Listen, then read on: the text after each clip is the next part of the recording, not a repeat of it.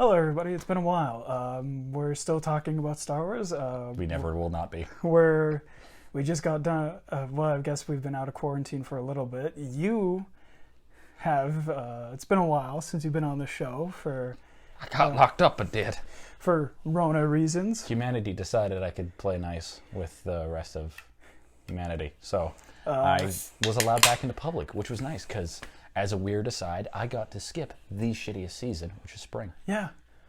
Your hair's longer. My hair's longer. Longest I've ever had it. Yeah, seriously. Yeah, this is the longest I've ever full had hippie. it. It's fucking fantastic. Anyway, we're here to continue our look at Disney Star Wars movies.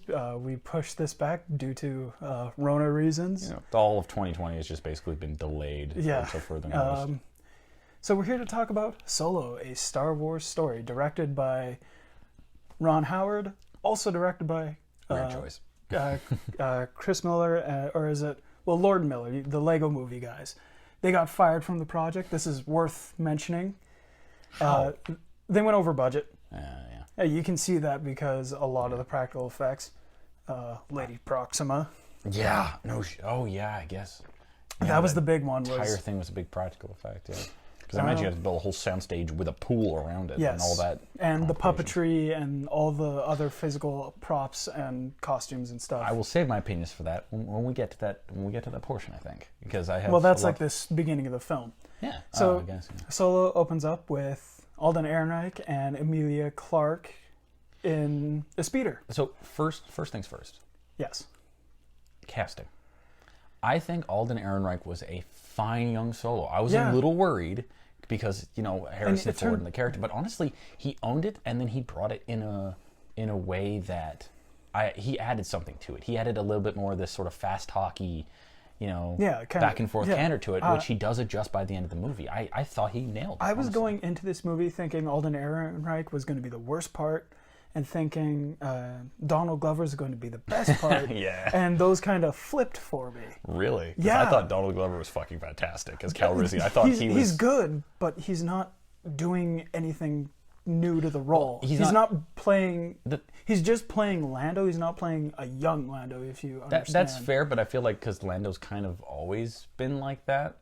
Yeah. While not wanting to dive into the last Star Wars movie a little bit too much. Yeah. But even old Lando now feels like he's playing a different character, but he still has that just same has always been Lando-ness. So it's more like the guy has never changed because he's never had to. Opinions on Emilia Clarke. She should have stayed in TV. I think she is a... Terminator Genesis. Before you say anything, Terminator Genesis. Good point. I think she is a reasonably talented actor when she is given a script and a good amount of direction, and I think... And a problem that's going to keep cropping up with this movie, before we really get too deep into it, a problem that keeps cropping with this movie is they switch directors and production cast pretty much mid-go. Yeah. So you have a portion of a movie that they're We not going to throw... shot something like 60 or like 50 or 60%. Yeah, they're not going to throw out half the movie. They are, however, going to edit around it. So any of the actors' performances that in the original cut would have been really, really good, and even then the performances from Emilia Clarke are still good. What scenes Ron Howard took over, because fucking Clint Howard shows up in this film as the droid pit fighter guy. It was off-putting, but I was like, hey, what's up? That's the one. That's probably like the highest budget movie Clint Howard's ever been in. Yeah, let's be honest. Like most highest profile movie. Poor bastard. Too. But I think with this one she worked pretty well with what she had. Yes. And the thing is, the script in general is not fantastic. However, the dialogue's a little. I will say, however, I still just don't like Emilia Clarke all that much. In TV, she's good for TV, if you know what I mean. Like there are some actors and actresses that are better suited for TV versus movie because the acting is very different. To an extent, yes, because TV is generally going to be a longer form format, and you have longer to develop an art, so it's a slow burn. That said, I don't see much difference with Emilia Clarke between the two. Maybe that's just something I don't pick up. I find she can't do very dramatic, but maybe I'm just thinking of Game of Thrones. Anyways, back onto the target of subject here. So those are like the three big ones, and then we have Chewbacca shows up. I mean, Woody Harrelson. Jonas. I'm not even going to bother with the last name because I'll butcher it. Let's be honest, let's just call him what everybody else calls him, Woody Harrelson.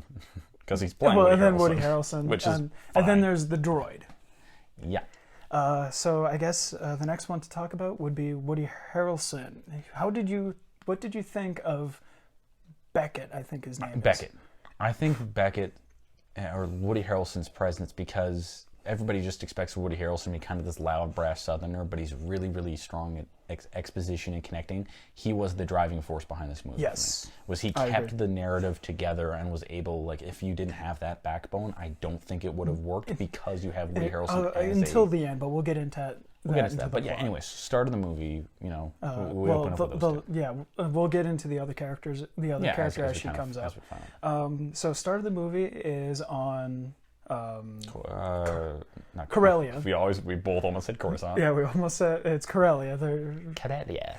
So obviously they had to throw in the Imperial shipyards, because that's a line from A New Hope, because of course they did. Well, and because we're at this point that every line from A New Hope has to be 100% canonical, justified, referred to, and is now apparently gospel, even though if you look at it off the top, I'm going to say something really horrible, off the top, New Hope, not the best written movie in the world. No.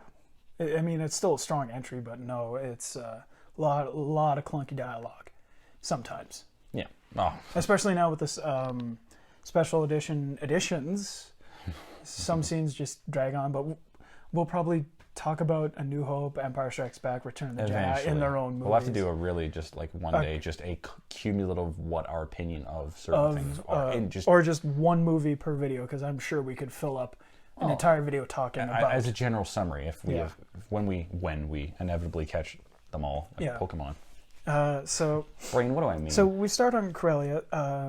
Apparently Han just pulled off some kind of heist, but not to the best way possible. Opens with a carjacking that wasn't planned, which tells you he's quite the criminal genius. Yeah. So then they escape and they get to Lady Proxima, who is this giant practical worm who's only in that part of the film. Which by the way, is commendable. Fantastic. But if she would have been the main villain, then I would say, okay, you spent the money well. Here, you did not. It could have just been a CGI person with a voiceover. That said, it adds to it, and then the whole scene is really set well because the actors are actually working not with a tennis ball and a stick. Yeah. And you don't have the Ewan McGregor problem in Revenge of the Sith, where he's just not fazed by anything. By Grievous's arms. Whereas Han Solo in this, like, he's dealing with her, and he's like low and shit, and he's shitting his pants a little bit because there's something there to work with. I do enjoy the very animated. The Return of the Jedi thermal detonator trick. I thought that precedent. I thought that was fun. Some people are going to look at that and say, "Oh, that's stupid." That was funny. It's funny. Every once in a while, a character's going to try some bullshit, and everybody's like, "No, you fucking dumb!" Like, yeah, it's a grenade. Like, you roll a natural one sometimes, and I like seeing that in film. You, like the line, you just made that clicking sound with your noise. No, I didn't. With your mouth. No, I didn't. Like, yeah, now you're wrong. So then I find that charming. It's a really decent start to this film.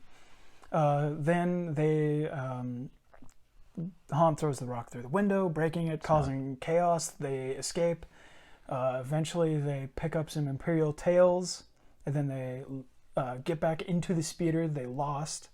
And then they lose that speeder because it gets stuck because Han tries a risky move. Although they did a really good job of foreshadowing with that. Well, no, here's. I mean, that was a little bit on the head. And this is foreshadowing. Once you're aware of foreshadowing, it's hard not to say it's on the head. It's also, I mean, anytime it's a callback, but it's also something interesting that throughout the entire Star Wars series, they've been looking at like specific pieces of gear and speeders and like, oh, that's the TX-1000B, and it looks like another speeder. They did a very good job of making this speeder look nice. Like, it has the lines and look of like a Cuda or a Charger or a Challenger. Like, it has like Daytona stripes. I'm pretty sure. Yeah, it looks like a muscle car. Yeah, a muscle car. That was the first time I looked at a speeder and went, "Oh, that thing looks fucking nice." Like, I would drive that as opposed to like, "Oh, this is the new TX-1000 speeder," and like, this looks like a speeder. Yeah, it looks like it looks cool, but it looks rip-off like version of the one from New Hope. Yeah, well, they all look like the same, and then that one was very definable, and they really shot that. I thought now, color me wrong, but was that particular speeder like? Did they build one of those and shot the camera around it? Because it looks like they fucking did. In certain parts, it looks like they have at least like the cockpit. Yeah, section. I'm pretty sure they just fucking built that bitch. Because I mean, it's a square, but it looks fucking beautiful. As the chase happens, they try and bargain their way off planet with this fuel cell, which is a big crux of the movie is fuel, which is retroactively making TLJ, trying to like justify TLJ, because they even have the fucking shot of Han with the dice. Yeah. Oh yeah, they open and close with that shot, by the way. With the fucking dice. Yeah, they do that with both Solo and the most recent Star Wars movie.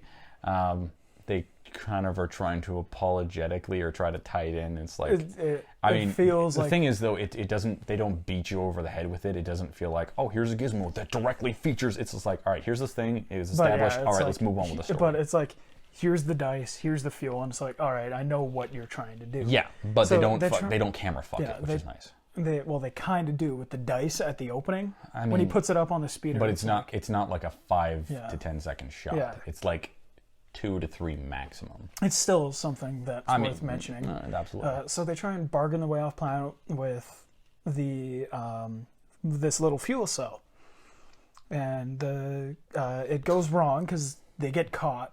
Why does every Imperial officer wear a very strong eyeliner? I don't know. So they end up getting cut off, and Kira is captured. Han makes his escape by signing up with the Empire. Which he gets his name from a random Imperial officer saying. I do like that though. Like they really showcase in this movie the effect of and something that doesn't really happen in Star Wars, where every event seems to be premeditated or huge. I do love that. I like the big stuff that comes from a fucking dumb moment, because that's how life works. Like a dumb joke will stick and carry on for years beyond its expiration point. So like Solo, and he's like, fucking, I'm running with that. Han Solo, that's my name now. Yeah. And then he goes to Mimban, which is a very direct World War I analog. It's basically Verdun. Yeah, like there's even a point where it's like they're all covered in mud. They all wear they try and do like stormtroopers, but World War I trench Here's coats. The thing is, they were Imperial Army. They were standard army. Now that's where this is the first time that we've really seen that addressed. And that's them factoring in a bit more back lore into it. Yeah, because little normally, bit of EU stuff. Because every other time it's been stormtroopers, and you think, oh, okay, that's the Galactic Empire standard military. It's like stormtroopers are more like they're Marines to like Army Rangers, whereas like they have this massive force of pretty basically equipped guys, and that's the army. Yeah, we haven't seen that before in film, I think, other than like animation or something like that.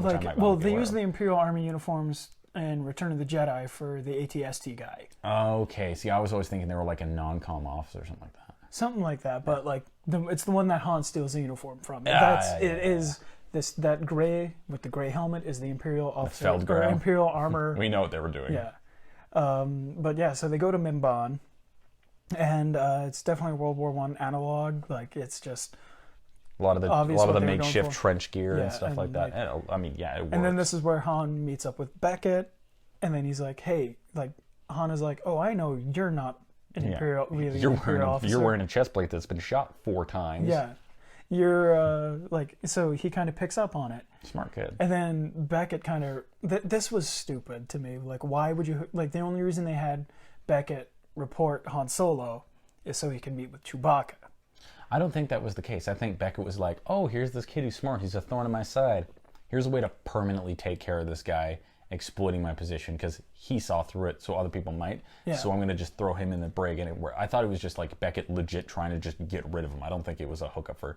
I mean, narratively it was to get him and Chewbacca together. Yeah. But again, that's how... the Chewbacca stuff should have been a bit stronger and a little bit less dumb. Maybe, but it's still on brand for Han Solo. So like him kind of accidenting his way into success.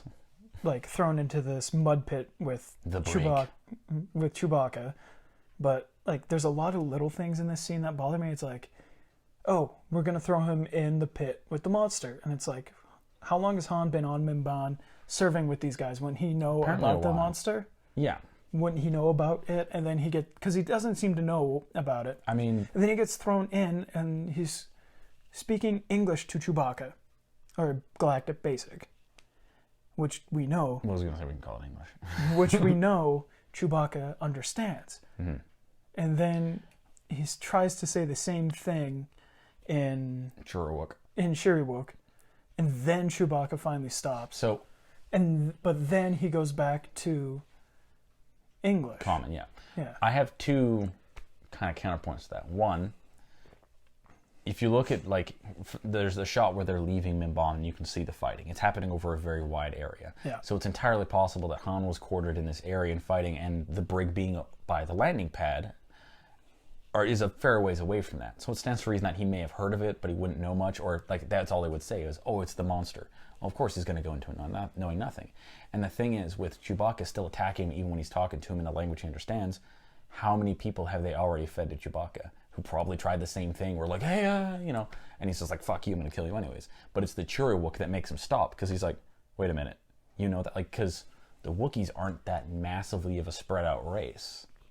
They're kind of small, and they're exported as slaves. So he's like, why would you know slave tongue? Like, that implies some sort of, he has a deeper connection than most people, which warrants a second But look. a counter to that is, why would an Imperial soldier want to learn Chewie-Wook? Well, it's implied that Han somehow knew it before. What was the excuse he gave for knowing Chewie-Wook? Or did he ever give one? He didn't give one. Okay, so I'm thinking it's just something that's up in I'm the thinking air. there was, like, from his upbringings, he would have a lot of run-ins with a lower class of society.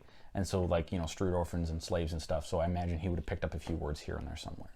It's something that was never explained, but it makes enough sense for me to kind of go, oh, okay, yeah, like, he's a street urchin. So he'd know a couple of phrases, because it's true, it's far from perfect, but in a couple of varying languages. But right? then, the issue is, the stormtroopers throw Han down into the pit. Guess what happens to those stormtroopers? They get knocked into the pit as well. But those stormtroopers are knocked out instantly. And Han was not. That's the Star Wars plot armor, though. Yeah, it's always been very strong. So that's a little something. There's a bunch of little things in this movie. I think my explanation for that part holds out. That shit is just the Star Wars plot armor. Yeah. That's always been the case. Then they escape, and then they get to... they escape, and then they go meet Beckett, and Beckett is like, all right, okay, so this guy...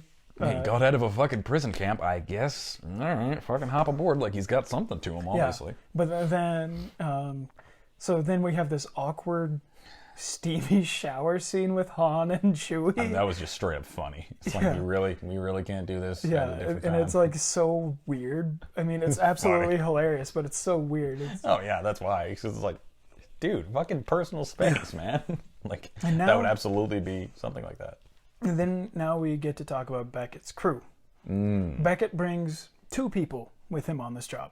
The forearm guy and his lady partner. Josh Gad and somebody I've seen in something else but cannot place. But, so, the job requires the pilot. The lady on the, at that specific spot on the train.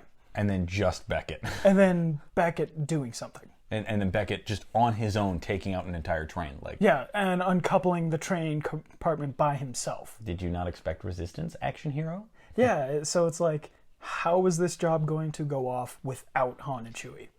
It does beg, like, I could see it still working, but like the fact that you wouldn't have more people as even just for fire support. Well, it's also like, we'll just accept that it's contrived that the Empire. It is. I mean, let's be honest. Empire's hauling shit with a train through. I mean, that's how all these stories work, though. It is a conservation of sorts. Yeah. They're doing something that doesn't make any sense, but the rebels can exploit it. Mm-hmm. Always has been the case with Star Wars. I mean, we know that. That's just storytelling in general. It's still just something worth pointing out. It is. That is a really good point. That why wouldn't they just use like a ship and or then a shuttle also or the a grav characters of Beckett's crew, the monkey guy. I liked him. He was fun. Pretty sure it was Josh Gad, wasn't he? I don't know. I don't remember. Somebody funny. He's from. But the lady. So we meet these characters, and then it's like, oh, this is Beckett's love interest. Well, she's dead. I'm pretty sure she's like straight up his wife. Yeah, I think so, or something like that. But and he gets it's like, over that real quick. It's like, oh, we know she's gonna die. We know this guy's gonna die because they're not in any of the trailers after a certain point. So walking into that was pretty obvious. And then, so the heist happens. There's obviously shenanigans involved with these Cloud Riders, I think they're called, which is like this. Another faction looking for the same stuff, which is again fuel in this train compartment. It's allegedly worth a shit ton of money, and so that makes sense why several groups would want it for whatever reason, because they don't want the fuel, they want the money that fuel's bringing. Yeah. What was that fuel called? Hyperfuel. It's literally just hyperfuel. I thought it started with a D for some reason. Yeah, for dumb. Anyways, Nate? Yeah. So then, so the heist goes wrong because the Cloud Riders intervene, and By the way, the shipment goes down into the mountain, blows up, because apparently this hyperfuel is super unstable. 2 little fun facts about that scene. One, that scene was, they laid a lot of CGI on top of it, but the original effect is an underwater explosion that they play in reverse. So it implodes because it's got that wave, and then they add a bunch of stuff on top of it. Yeah, that's right. And then the mountain simulation, they just literally cut out a chunk of it and then let it simulate the falling. Yeah. It's fucking cool. Yeah, there's a lot of nice little technical things. But when you have Disney money, it's like, of course, blank fucking check. Yeah. Which is why I'm surprised that they said it went over budget. I'm like, it's Disney. Is that a thing? Yeah. So. But the other thing I wanted to bring up. And then, of course, during this heist, both Beckett's crew die for various reasons. Which there is something I wanted to bring up during this scene is when the Cloud Riders show up, they have like their own theme, and I'm not surprised that in a Ron Howard movie the music is on fucking point. Yes. But the music in this movie is on fucking point. Yes. Like, I can't fault the music. I would say the score in this movie might be better than Rogue One's. You know, for timing during the plot, yes. For actual pieces of music, no. So, but for the sake of argument, pretty much. Yeah. For the sake of when you're movie, watching a movie, yeah. Yes. So these characters die, never mentioned again, which is just weird. He mentions his wife a couple of times, but not Mr. Forearms. No, but he's just like, oh, he was a close friend. They're dead and buried and gone, and then we meet the Crimson Dawn, which is I thought was good. I do like that. Like, appreciate the floating yacht of crime. Unlike everything else to that point, the Crimson Dawn felt like it actually had presence and was a threat. Yes. Which was what they're going for. And, of course, they get, what's his fuckles? Paul Bettany, I think. Paul Bettany, yes. Who we know as the Vision from Marvel. I've known him from a lot of different, he shows up in a lot, but most recently he was the Vision in the Marvel films. I think the thing I remember him most from was A Knight's Tale, where he plays Chaucer. But yeah, that's right. Fuck, I love that movie. But, such a good. We need to talk about that movie eventually. So he shows up and he is doing some dirty business with a senator or like an imperial senator or something like that. That's a word for it. And he just fucking cuts his throat. So it's like, all right, well, nobody's gonna miss that senator, maybe. Will he care if it implies that he doesn't care if they do? Yeah. So then this is when they start discussing. The Crimson Dawn guy, I forget his actual name, Paul Crimson Dawn, basically says, "You owe me that shipment, and so what are you gonna do about it?" And then Beckett, Kira, and Han all kind of like improv this little plan to go to Kessel. Yeah, and that's what I love. I love that scene. Because that's very on brand for Han of just being like going along with somebody's bullshit, pretending it's his plan all along. That absolutely, we're gonna do it. Yeah, we know it. And Chewie's with them now, so he was probably standing there going, "This guy's gonna fucking die. He's gonna get me killed." Idiot. So the next thing is they need a ship, which they need a fast ship, which just so happens to be the Millennium Falcon, owned by one Lando Calrissian. And she is in her prime and beautiful. Yeah. It really hammers home why they, because every move they're like, "Oh, this piece of junk," and you're like, "It's a spaceship. I don't have any frame of reference," kind of like the speeders. And then you see it in your prime, you go, "Oh, okay. Han fucked that shit. I see. That thing is like a Cadillac that has 2 doors that are the wrong color. One of its tires doesn't have a hubcap. It's got no headlights. The inside's water damage." I made a bunch of special modifications myself. Oh yeah, is the line? I just got that. That's a word for it. Modifications. They go and play.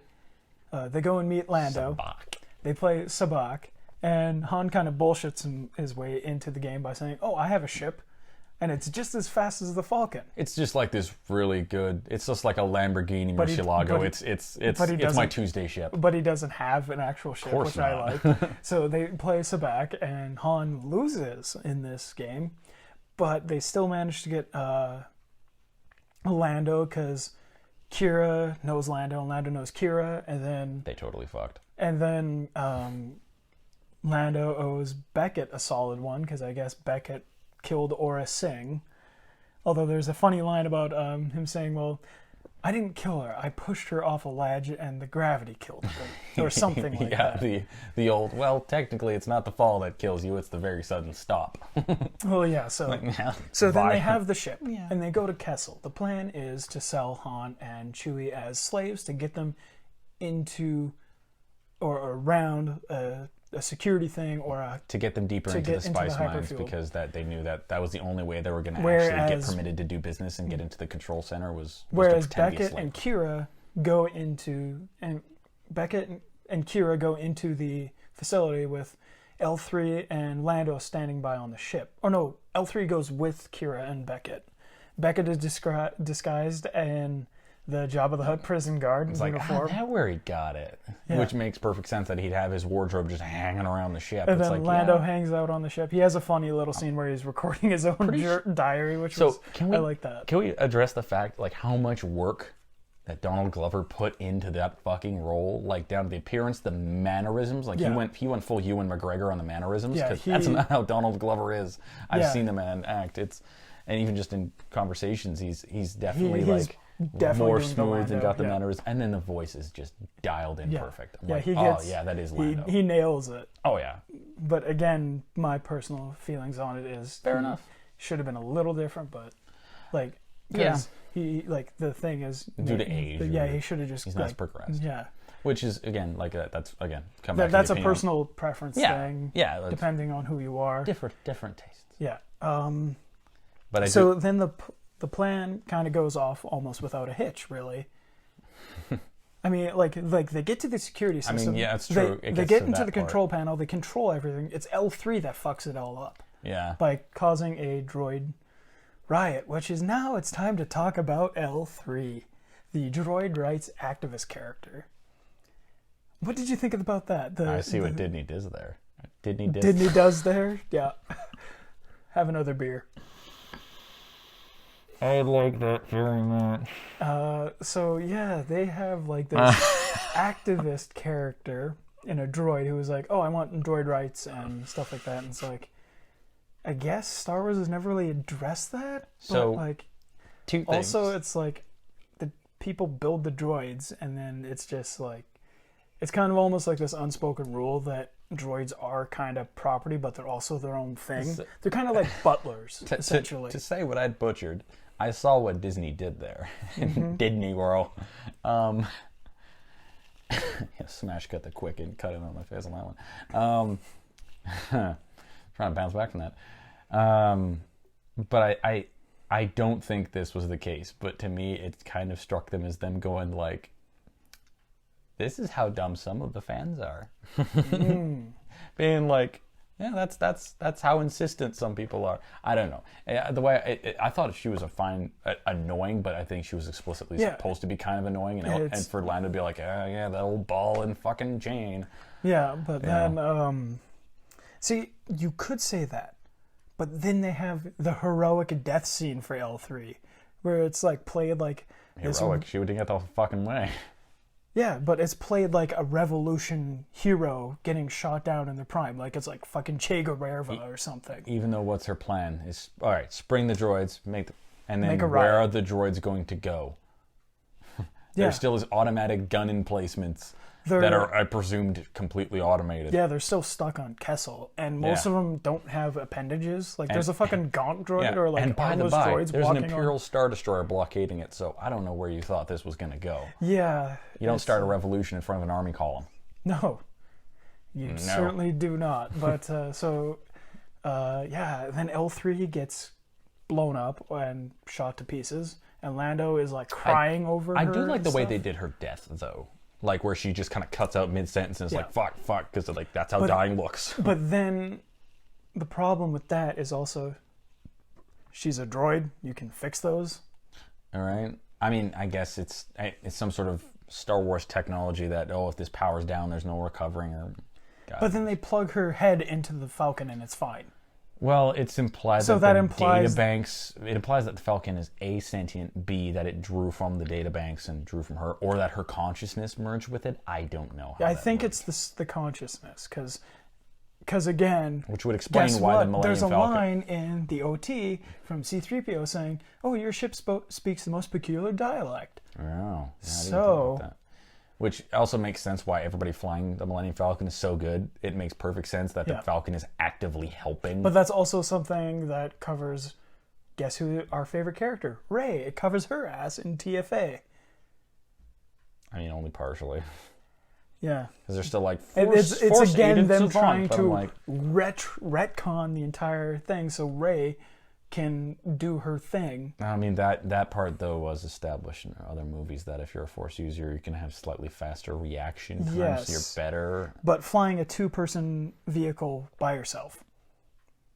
Which, actually, that does cover the plot hole a little bit, that the Millennium Falcon is not necessarily flying the ship for her, but, like, acting as, like, a precognitive assist, or, like, you know, doing all the trim issues and all the background. Yeah, flying but, work like, and still, it's a one-person flying a two-person it's still ship. stupid. And it's anyway. Rey, yeah, so of course you can do it. Anyway, back to Solo. So they escape. They leave Kessel with the refined fuel, or the unrefined fuel, which is quickly heating up, and if it heats up too much, it will fucking detonate. So they have to escape Kessel, but there's an Imperial blockade there for some reason. Literally blocking the entire way. And if they say Imperial blockade, it's one Star Destroyer, but one side is touching the one side of the clouds, and the other is touching the others, and they're like, side. "Fuck you!" And it move us. launches TIE fighters. So it's like, why wouldn't you? why is there an ISD there anyway? Why wouldn't you open up with the turbo lasers before you did anything? Yeah. But that's just Anyway. So then Imperial Han doctrine ducks is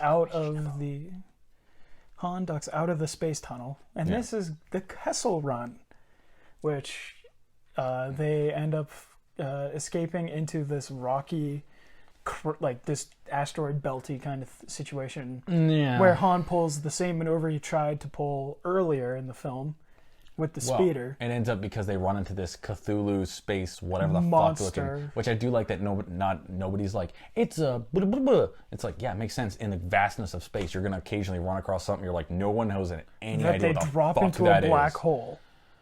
By the way, right before the thing dies, it like gets pulled in, it gets its fucking flesh ripped off. Yeah, its it's skull. horrifying. It's, like, it's just like you see it all get shredded. And then he drops a thing of pure like the unrefined hyperfuel into the hyperdrive line. I keep thinking it's like the nitro tritanium or they- something from Hot Tub Time Machine, and I just keep thinking of the clip of the one actor going like nitro tritanium, like nailing it, and that's what I keep thinking that stuff's called. And so they drop from an actual needle a drop of this hyperfuel. Literally just meth heads it in. Yeah, and it drops into the hyperfuel line, makes their hyperdrive go super hyperdrive, which they ripped off from Spaceballs. By the way, I don't think fight anybody who says I don't think different. it made the hyperdrive go fast. It like jackknifed the engine, and then it got him to a point where he could like rapid fire that hyperdrive. But it's still ripping off from Spaceballs, where they have Absolutely. the fuel and they pour it in the tank. And they do Which it's the exact same thing. Begs almost. another question similar to the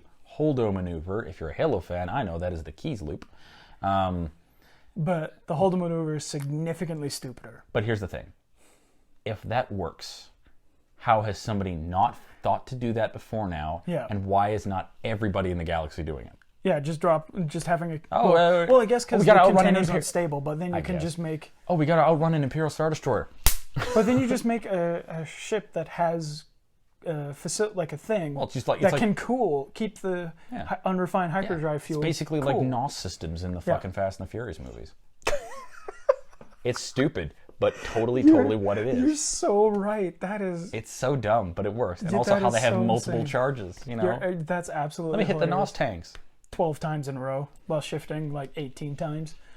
Thanks, Fast and Furious. Anyway, so they escape... Ejectocito, cuz. That is one of my favorite Oh, I parts. love that one. But they go to some other planet. And Kimji, I think it is? Kimji, I think it is, yeah. Kimchi, noodles. Yeah, good noodles. Anyway, they go to this other planet to refine the hyperfuel, and this is where all the factions come up, except for the Empire. Yeah, curiously absent. You have Han's group. You have the Crimson Dawn, and the Cloud Riders show up. Who turn out to be like The pre-alpha mode rebels. Yeah, like starting out rebels. Yeah. I was half expecting to see Mon Mothma in a scarf like with an young, AK. Like, yes. Like Mon Mothma as the leader Nice of the little Cloud Rider. cameo with, what's his face? Warwick Davis, yeah. which is actually the same character he played in Phantom Menace. Yep. In that one shot. If there's anything as far as people in Star Wars continuity goes, it's Warwick Davis. He's been in every boners. single movie almost. Seriously. So this is where the movie kind of loses points for me. Is this final act? So you have Crimson Dawn, double bluff, yeah. Han Solo, Cloud Riders. The Cloud Riders dupe the Crimson Dawn by like getting them to come out to that area. And then the Crimson Dawn guys think they have the guns on the Crimson Dawn or on the Cloud Riders. The Cloud Riders actually have the guns on them. It's a classic double bluff. Yeah. It's But then you have Han, Kira, Chewie, and Beckett go into the base again. Han's got his blaster under the hyperfuel container. Yeah. So then they go in. You have this conversation where Beckett, obviously, it was foreshadowed really obviously. Also, he's like, holy fuck, you actually did it? Yeah. You have... You are living? You have Beckett who betrays the people, which was foreshadowed earlier in the movie when they were playing the space chess game on the Falcon. Before you get too far there. Yes. The way they phrased it, it seemed like it was all Han's plan, and that it's not like there were two factions. Han's group and the Cloud Riders were working together at that point. Yes. And they coordinated, because it's like, oh, well, you know, they're going to expect us to not walk in there with the real thing and to have it back here. And so, and Beckett's, and that's what the other guy, Crimson Dawn's going to think. So and then he just plays it straight, so it's a double bluff. It's, I thought around the plan, you thought to come around my plan. But then you have Han Solo duping the Cloud Riders by him going, see that ship down there? And it's the Falcon. And he's like, there's 12 guys in there with guns. Like, he tried that. Before he came up, before they were kind of on the same side, effectively. Like, but then, so then they ally. But anyway, they get to this point. Beckett double crosses Han, which Han was expecting because the foreshadowing in the movie just fucking hits you on the head. Oh, yeah. So then you have the fight with Kira, Paul, Crimson Dawn, Bettany, and Han Solo. Which it's kind of fun, a little chaotic. It's good. They did a decent job on it. And then, but like, Chewie. Oh yeah, and then Beckett takes Chewie hostage. Smart. Which and then Chewie's like, I could kill you if I wanted to, man, motherfucker. Yeah, and then you get to the point where, after the fight, Paul Bettany is dead. Kira takes over the Crimson Dawn. I was going to say, you are directly steaming through that entire last bit just to get to one point. Yeah, I know what you're going because, for. Like, that part to me was just like, okay, this could have been done way better. Like, everything could have come together a little bit nicer, I think. Yeah. Or a little less blunt. Less blunt. A little less blunt. Longer less run time obvious. would have helped them out with this one. So then they fight. Paul Bettany uses these weird fucking knives that are kind of stupid because one's got like the curve edge that goes this way, the one has the edge that goes that way. It's called the most likely to stab yourself in a knife fight. Yeah. Not quite as bad as the Botleth, but at least it's not as bad as Rebels Inquisitors where they have like the lightsaber that spins around the fucking thing and they can fly with it. Don't remind me of that. At least he didn't like hold it out and it's like, watch my knife, and it just starts spinning really stupidly. Yeah, like that would have been so dumb. But, so Kira makes a certain call on a hologram table using the ring, I think it is, from Paul Bettany. And we find out why the Crimson Dawn is called the Crimson Dawn. Because motherfucking Darth Maul is the head boss. They get the voice of the fucking guy Sam Witwer. And you from have Rebels and Clone Wars. And you have Ray Park doing the mocap. Physical, so it's like this. And he fucking for doing lines that he's not saying. He fucking nails that. Yeah. Like, well, they probably had him read the lines. Yeah, but Maul has got to be one of the most loved for how small of a character he actually is. He doesn't have a fucking line in the movie he's introduced. He's got like 2 or 3. Does he? He's got Last We Shall Reveal Ourselves. And then Yes, Master. We shall reveal ourselves to the Jedi. Last We Shall Have Revenge, and Yes Master, I think. Oh, okay. I didn't. So he's pick got up on 3. those. It's been a while since I've seen The Phantom Menace. Well, I've went over this topic a lot because I hang out in a Discord server that just talks Star Wars all the time. Yeah. So it's kind of my catharsis. Send me an invite, yo. Send me an invite. I'm down. I will get you an invite to that chat. Then he calls Darth Maul. But he does this really weird thing where he tries to threaten her with a lightsaber through a hologram. I'm like, use the Force, motherfucker. What are you doing? Yeah, he uses the Force to call his lightsaber over and activate it, just so you know it's Darth Maul. Like that is in case there was any doubt. And then it was cool, but it was also really dumb. Yeah. A lot of intimidating moves done in Star Wars are very much that. It's cool, and then you think about it. You're like, that's kind of dumb. Yeah. And then cool. We wrap up the movie with Han Solo, Beckett, and Chewbacca. Han Solo just straight up shoots Beckett right away. I actually like that. I do appreciate He catches that. him mid. He's like, it's like, yeah, never let him monologue. I like that, like, kid move, kid, out of kill, John. Like, yeah, you sneaky devil, you caught me monologuing. Yeah, I love that. But so Beckett dies. Then they go to the Cloud. They give some of the fuel to the Cloud Riders, and then the Cloud Riders have this pretty much really most of it stupid to foreshadowing, really stupid one hope. Where it's like, no, it's not hope. It's how come you don't join us? It's like, well, it's not really my style. It's like one day. It's like, oh. Well, no, like they're like it buys hope. Yeah. Oh yeah, it buys hope. Like I said, if I have to hear one more motherfucker say hope and treat it as a tangible concept, I'll start killing Ewoks.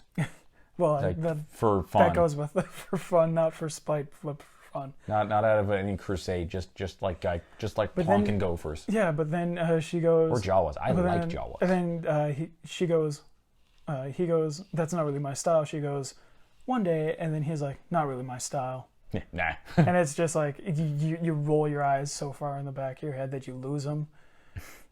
That's why I'm wearing sunglasses. Oh, that's why. Yeah, you're right. You have no eyes. I forgot about that. Yeah, completely eyeless. It's like staring into like the bottom of a can of beans. Yeah, when I'm not wearing my sunglasses, I just have 2 eye patches. Like you ever seen The Mummy where the guy gets his eyes taken out? And he's like, "It took my tongue." Yeah, that, but with the tongue. Yeah, it's just 2 eyes where you can see my brain. Like you scooped him with a melon baller. Anyway. Yeah. So. Yeah, you just like, I hated that part, and then you get a little bit of the credits, and then you get the post-credits scene, where Han wins the Falcon and Sabacc. Oh, that was a post-credits scene. Yeah. Netflix tacked that right onto the end of the movie. Oh, really? Mm-hmm. I think originally it was a post-credit, I thought. Maybe it's the same on the Blu-ray, or I've watched it on Blu-ray. Me no know. Funny story, my dad and I went to go see this movie in theaters, but it was thunderstorming. Theater lost power, so we didn't get to see it. We paid for it, but we didn't get to see it. We got free movie tickets out of it, so... I mean, yeah, they were nice about it, yeah. But it's still like, God damn it, I wanted to watch that today. But then, what's even funnier is it wasn't raining out, and it was kind of hot, it was humid, so it's like you knew it was coming. That was the actions of a merciful God trying to spare you. And then we went out anyway. Really. Well, I had my jacket, I had like a leather jacket on or something. Yeah, that one Yeah, my leather jacket. My dad's like, you don't need a jacket. I'm like... Yes, I do. Oh, we got home the next day, or we got home, and shirt was soaked through, pants soaked through, my hair's all wet.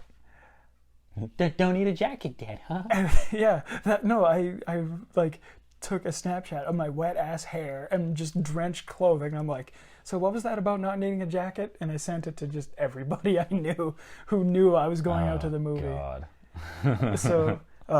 Then you have Han winning the Falcon in a game of Sabacc. Because and the thing is because it's revealed early on in the first game, Lando Link and Orlando has this contraption that holds Sabbath cards on his wrist. Really, just the one.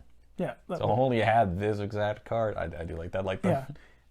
Because it's so Disney great movie, so I can't flip you off. Because earlier he goes like he claps him on the wrist and slide a hand. He claps him on the wrist and like pulls him into a hug, but he Slayton hands the psyched out and had him card. focus. Oh yeah, like he straight manipulates that shit, Yeah. and like that's the thing is the movie does establish that Han has an incredible sense of sleight of hand. Yeah.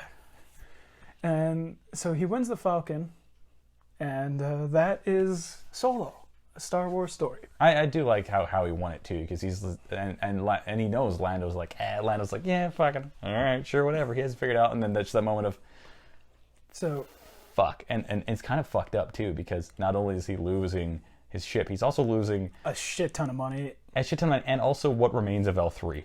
Which is obviously he has an emotional attachment. Yeah. It's a little fucked up. Yeah, that's to be gambling that at that point, man. Yeah, it's also really like the L3 Lando relationship was really weird.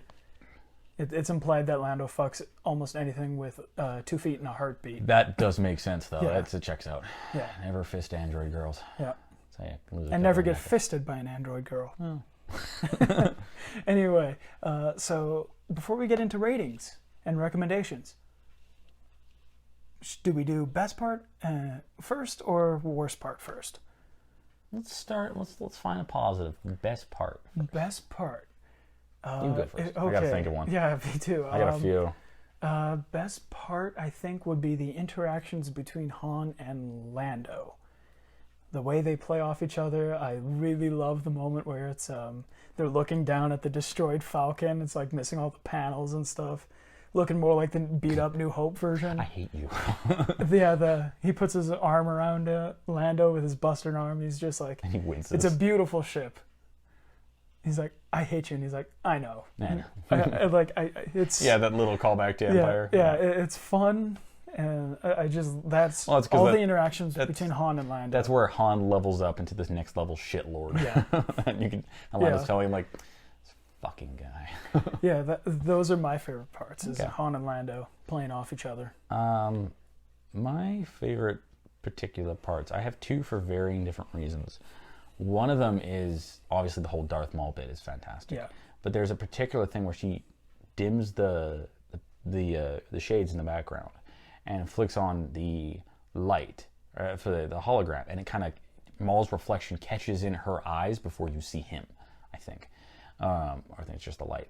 But it's like that kind of shot composition. Somebody really planned out. Like, all right, if you look up at this thing, you're going to catch the reflection, and we'll catch it dead center on camera. Yeah. And it's like it's just set up like a painting. And it's like, man, that is how you somebody really put work into that scene.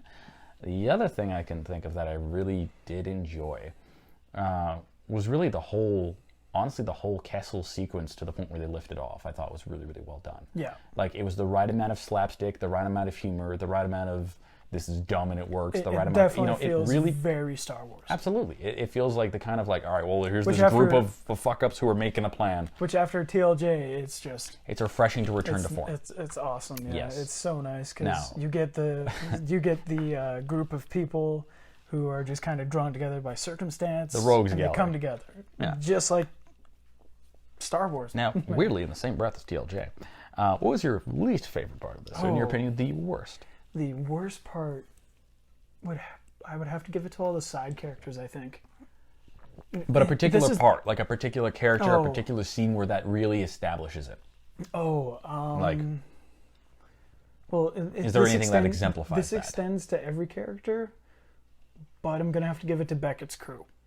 Yeah. This extends to almost every side character, whereas Rogue One was, like you said, the movie of side characters, where the leads were really strong. It's the opposite in Solo for me.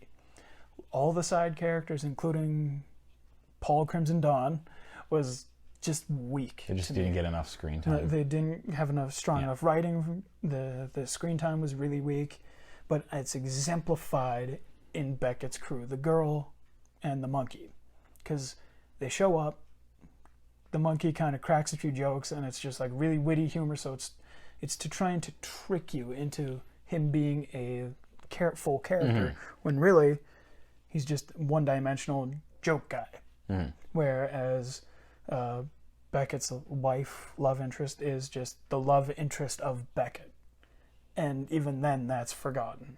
So the side characters, I think, in this movie were really, really weak outside of Han, Lando, Beckett, and Kira. Okay. And even then, I don't really particularly like Kira. Or the portrayal of Londo. Yeah, those are the weakest part We're now of the both main saying cast. Londo. Those are the weakest part of the main cast, but there's enough there that you can still enjoy them in the film. Mm-hmm. Except for Kira, she's pretty weak because everything is kept deliberately secret because they thought they were going to get a sequel out of this thing. Yeah, that was the thing. They played for a sequel. They were building for a trilogy, I think. So, with that in mind, I'm not that far different, but there's a specific point and reason because it kind of extends beyond. It's more because of the implications that regards.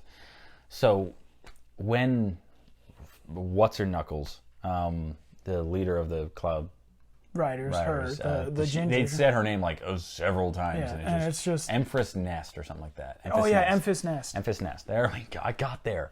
The fuck, I got there. Yeah, we're probably gonna get like a couple comments about like how we fucked up names and stuff or Didn't something. That was never, you want to go to Disney World? Shut the fuck up. But they describe why they're doing what they're doing, and they said, "Oh, well, these people, came to our village, kept taking shit, and eventually, we tried to rise up, and they, killed a bunch of us, and they became Crimson Dawn," implying that these people have been attacking and trying to fuck with Crimson Dawn at the same time, while not being known as the people who are trying to stop Crimson Dawn. Yeah. This implies that it is happening over a long period of time, that it happened somewhere else. And they are also, in the same kind of thing, implied to be, well, who start, effectively, the pre-alpha to the rebels. Meaning that the rebellion is founded on a revenge crusade from one specific spot. And not just... and not even directed towards the Empire. They're like, oh, well, we don't like this crime syndicate, so we're going to take arms against them. And then they win, and then they're like, or they get tons of money. They don't stop Crimson Dawn. Yeah. They just get tons of money and fuck off somewhere else. And then they're forget their original purpose and then fight the Empire? So the Crimson Dawn, or the Cloud Riders, are their own faction. But we know that Saw Gerrera was in Clone Wars, who is also set up, and he's also in Rebels. Starting the Rebels. We have the Ghost Crew in Rebels now. We have Mon Mothma and Leia. So we have like... Rebels really function the continuity a lot. You have like 5 separate groups. Who all in different parts of the galaxy that somehow all came together under the Rebel Starbird. Yeah, and that's not But Saw worked with Mon Mothma for a bit until they split. There was always connections between the other groups. This group came out of fucking nowhere. Yeah. And then they went off to... But there's no mention, obviously, because it's a later property that came out. You can't retroactively, unless you're George Lucas, you can't retroactively add things to a movie you released a decade or two prior. Yeah. But the fact that the fact that Disney has not tried to connect this group to anybody is a little odd, because it's like, okay, then who did you just help? Yeah. Like, where did all that go? Where did they go? I mean, it's a side story setting up Han Solo's backstory, but I thought it didn't need to be connected to the Rebels at all. No, all it didn't. You have to do, it didn't need to be connected to the wider galaxy. All you have to do to fix that particular part is just to be like, yeah, we live on this planet, we're locals, these guys fucked with our shit, we're getting money so we can hire mercenaries so we can come back and kick their asses. Yeah, we know they can kick their asses, we can't kick all their asses, so we're going to hire some mercs to visit some violence, because then it would have been a bit more of a moral quandary, and it would have been a contained story. That's something The Mandalorian has shown us, is that a contained side story happening somewhere else outside of the big plot is totally feasible. But we'll get into Mando at some point. Another thing, singing the praises. Another thing, you mentioned this earlier, was all like the little moments that made Han Solo who he is. Was Beckett pulling out this rifle, taking off the stock, taking off the barrel, and throwing him the DL-44 blaster. Which I think I can't remember if that was the original prop they used or something like that. It's either the original. If it's but not it's still lost, it's still a scene-accurate replica. It's still a C-96 Mauser that they just reworked. Like, I don't think they've ever made a sniper scope. Yeah, I don't think they've ever made a proprietary. Well, there was a version of the C-96 that had a full stock and a very long barrel that would have looked a lot like that. So, was that a takedown? It's probably that they just... It's kind of like how the Mandalorian uses like a Bergman 1898, like a very rare pistol, and it doesn't really have much added to it. It's just it's a gun that looks so fucking wonky, but it's so old no one's seen it, so use it. Which I love sci-fi. That's you can tell what weapons Star Wars are based does into it. Sci-fi guns the best. Oh yeah, Star Wars and the Aliens franchise are like the two top tier in my brains for sci-fi guns. weaponry. Yeah, absolutely. So Now, Moment of truth. score out of 10. Where does Solo: A Star Wars Story sit for you? I'd give it a firm 6.5. I was gonna say 6. It's a reasonable entry. There's some things I have problems with it, and I know I have to lower my expectations going into it. However, but not subvert them. because of how unfortunately the other ones have also rendered me and immune to that as well. Yeah. Because of and it's telling of the state of this franchise currently, that in my opinion the only thing keeping it aloft is its prior successes and The Mandalorian. Everything else seems to be just falling, like or like other stuff like outside, I guess, like outside video games and board games outside the and vein of things the like movies that. anyways. But like, at least as far as my perception of them, Movies and my TV go, opinion. the stuff that people Even easily just- consume. Yeah. Your most casual moviegoer that are going to know that. They're going to know the big shows that everybody knows and the big movies that everybody knows, nothing beyond that. So you have to kind of look at it from that perspective as well.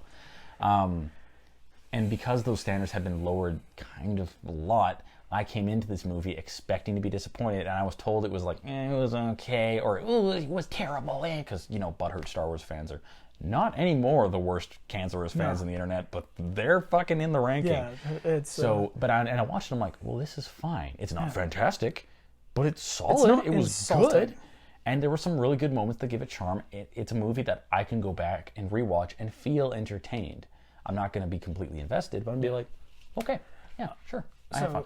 My reasoning for 6 is, again, it's a fine movie. I had this recommended to me by people who had already seen it and things like that. Mm-hmm. And so I was going in with expectations, saying, okay, this is going to be okay. And I watched it, I'm like, yeah, That was okay. yeah, perfectly rewatchable on... Perfectly feasible. I would throw it in with like a Sunday afternoon matinee where I would throw like Solo, Predators, Definitely would throw in Predators after Solo, yeah. Yeah, well, like in that where it feels sort of- comfortable In on that like same a Sunday vein where it's like, afternoon. it's entertaining enough. Yeah.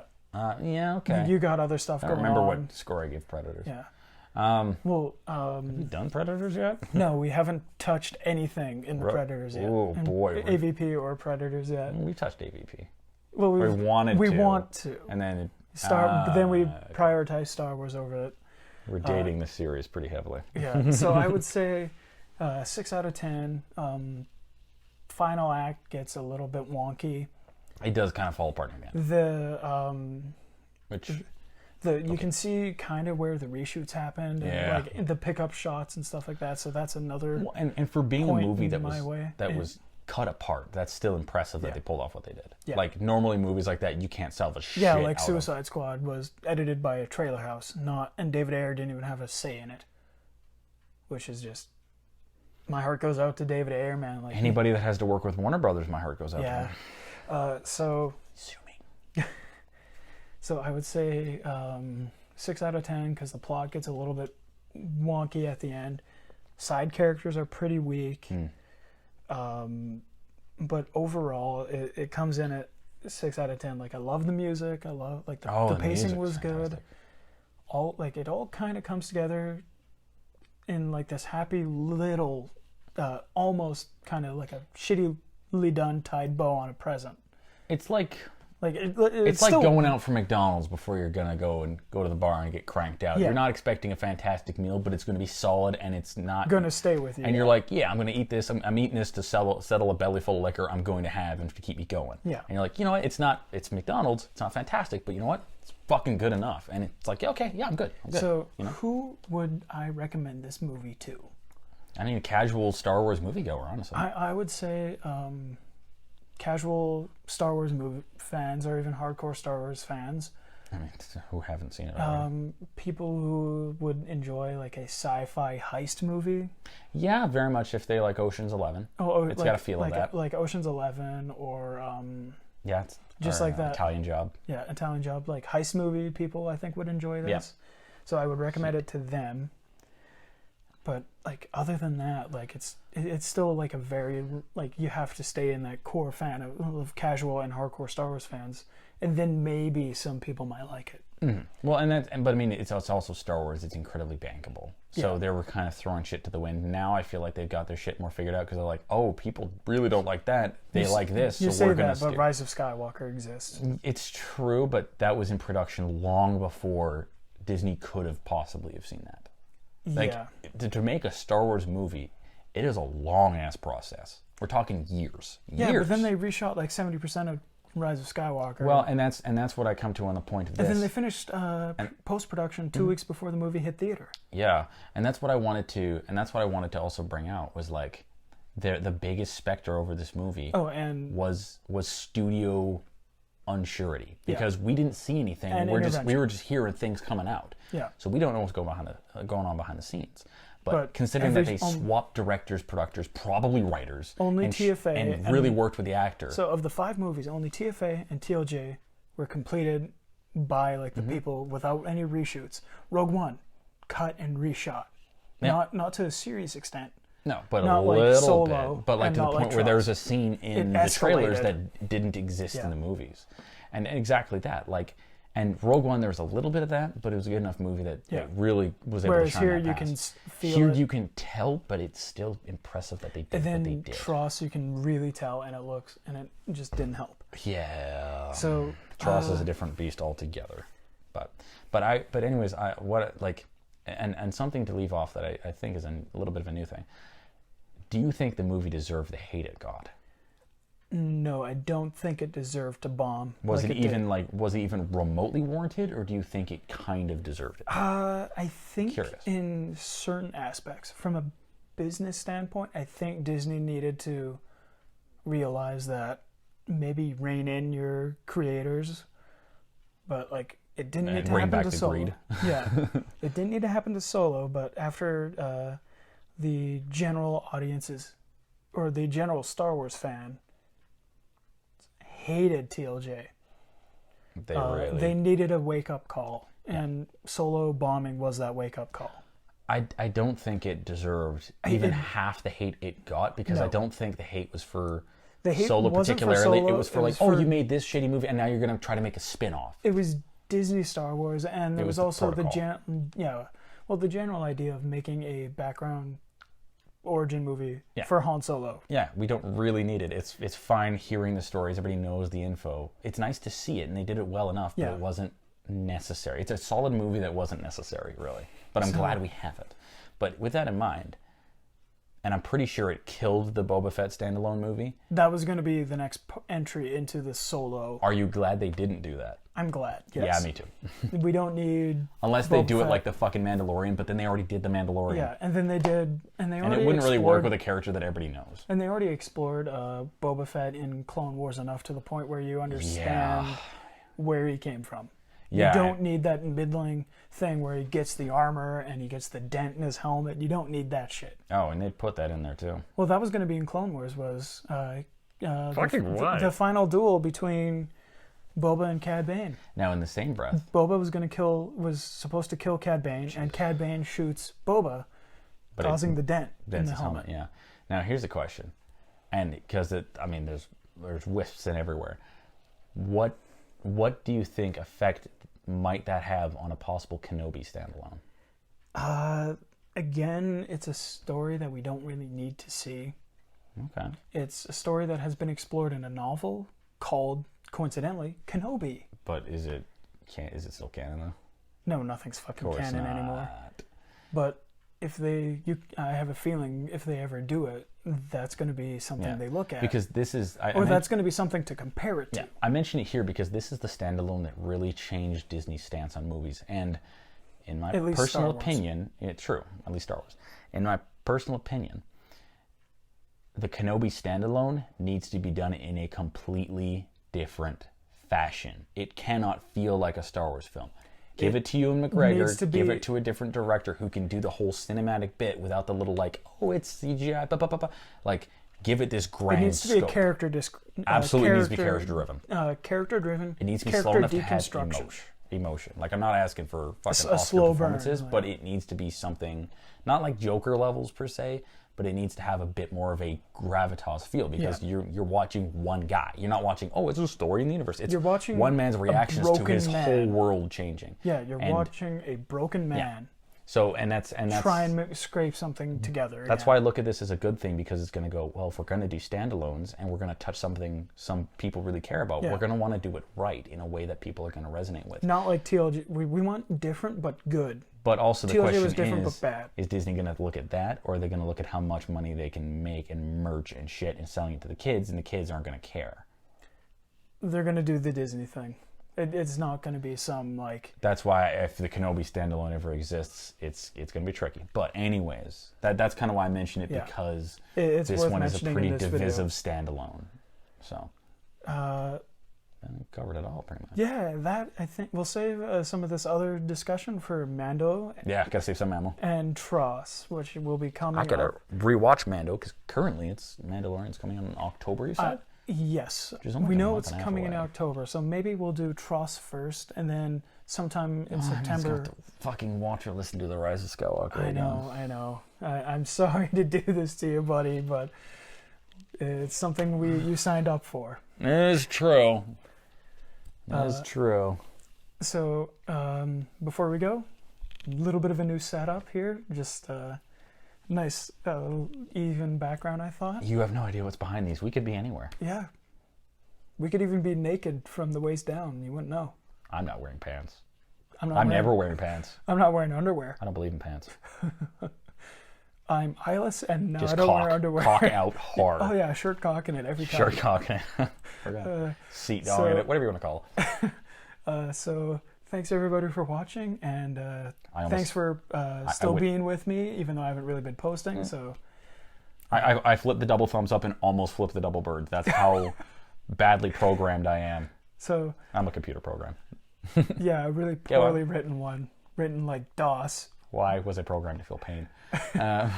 So thanks everybody for watching, and we'll see you all next time.